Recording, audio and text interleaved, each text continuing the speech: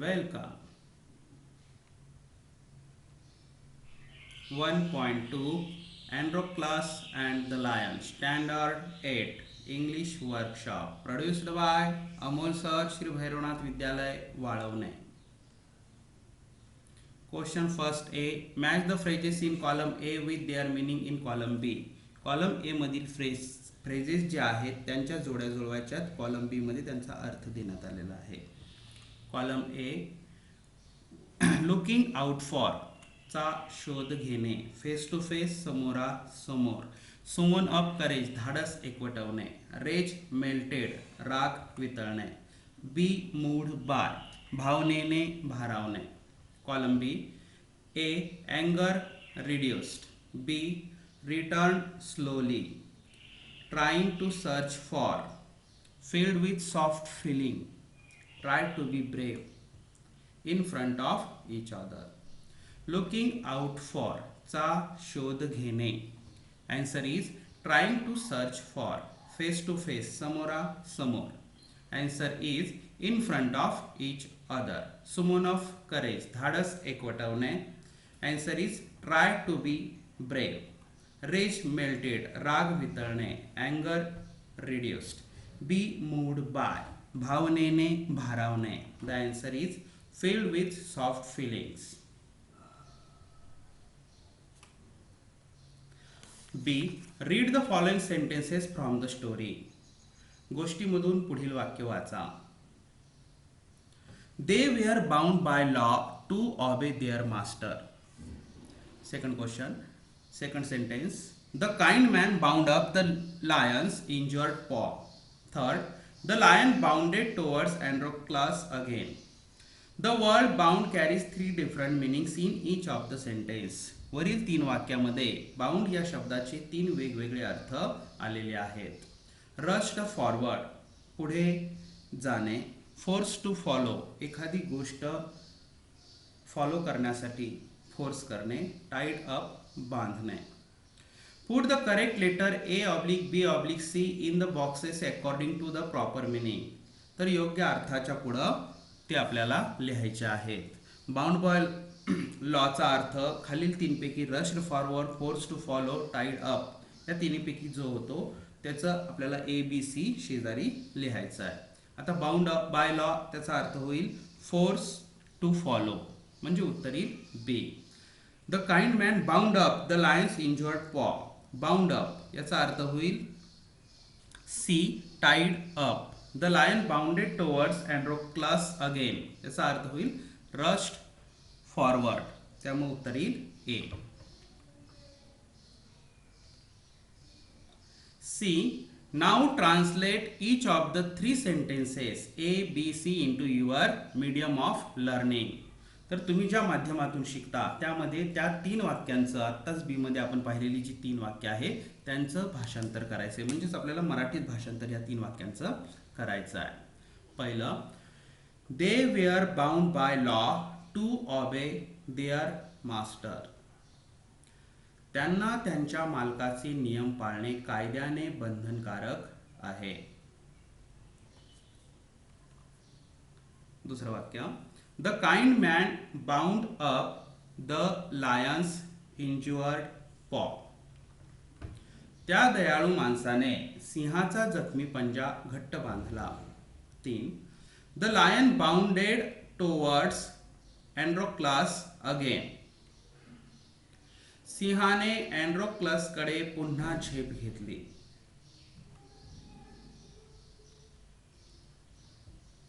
Question 2A. Find from the story the antonyms, opposite words of the followings. तर पुढील शब्दांचे विरुद्धार्थी शब्द या गोष्टीमध्ये शोधा. Kind,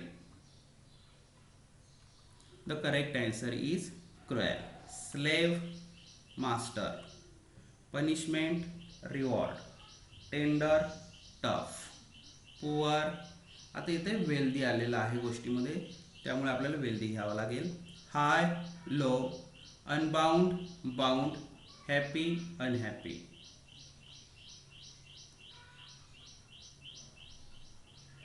B Find from the story 5 words that describe the sounds made by the lion. सिंहाचे जे आवाज आहेत, गोष्टीमधून असे 5 आवाज जे आलेले आहेत, आवाजाशी संबंधित जी शब्द आलेले आहेत ती लिहा. ग्रोल्ड, मोन, पुर, row or, Whymper. Write the reactions that followed each of the action given below. आता इथे काय कृती देण्यात आलेली आहे, त्यानंतर त्याची प्रतिक्रिया काय झाली ते आपल्याला गोष्टीतून लिहायचं आहे. A. Androcles did not like his cruel master. अँड्रोक्लसला आपला जो मालक आहे, निष्ठुर मालक आवडत नव्हता. सो त्यामुळे उत्तर येईल Androcles felt that even death was better than serving such a master. अशा मास्टरची गुलामी करण्यापेक्षा मृत्यू पत्करलेला बरा असं अँड्रोक्लसला वाटायचं. He escaped from the clutches of his cruel master. आणि त्यामुळं तो त्याच्या दुष्ट मालकाच्या तावडीतून सुटला. B. The lion looked at Androcles पिटियसली.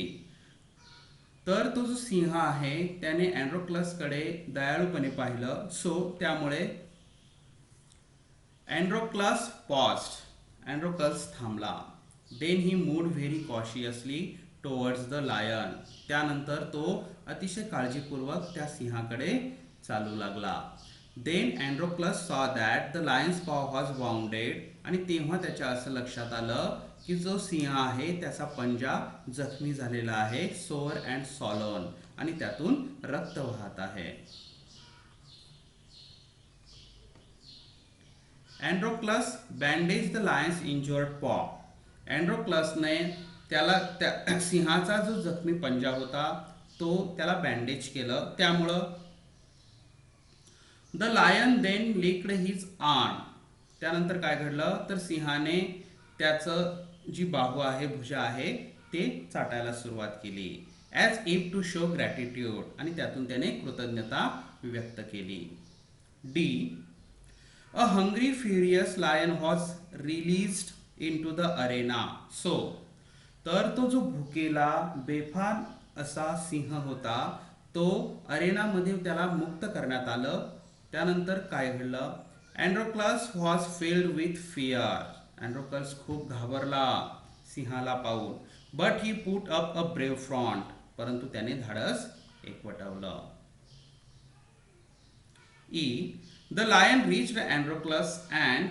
आणि तो जो सिंह आहे तो अँड्रोक्लस जवळ पोहोचला आणि then it moved slowly forward. त्यानंतर तो पुन्हा माग सरकला. All its rage seems to have melted. त्याचा सर्व राग वितळला. Each friend recognise the other. दोन्ही मित्रांनी एकमेकांना ओळखलं. F. The emperor asked Androcles what other reward he would like. तर जो सम्राट आहे त्याने अँड्रोक्लसला विचारलं तुला अजून काय बक्षीस हवं आहे. सो त्यामुळे अँड्रोक्लस रिप्लाइड दॅट. अँड्रोक्लस बक्षीस म्हणून असं उद्गारला की he did not want anything for himself. त्याला स्वतःसाठी काही नको. But he wanted the lion to be set free too. पण जो सिंह आहे त्या सिंहाला सुद्धा तू मुक्त कर राजा, असं तो म्हणाला. Question 4. Write in your own words 3 to 4 sentences about each of the following. तुम्ही तुमच्या शब्दामध्ये 3 ते 4 ओळी पुढील गोष्टीशी संबंधित लिहा. आता पॅसेजचा आधार घेऊन आपल्याला हे लिहिता येईल. The condition of slaves in ancient Rome. तर प्राचीन रोममध्ये जी परिस्थिती होती गुलामांची त्याबद्दल 3 ते 4 ओळी लिहा. The slaves were force to work for their masters. तर गुलामांना बळजबरी केली जायची त्यांच्या मालकांशी संबंधित कामं जी आहेत ती करण्याची. They had to do what their master told them. आणि त्यांना ती सर्व कामं करावी लागायची. त्यांचे जे मालक आहेत ते जे सांगतील ते सर्व काम त्यांना करावंच लागत असे. They had no freedom no rights. त्यांना कोणतेही स्वातंत्र्य नव्हतं, कोणतेही अधिकार नव्हते.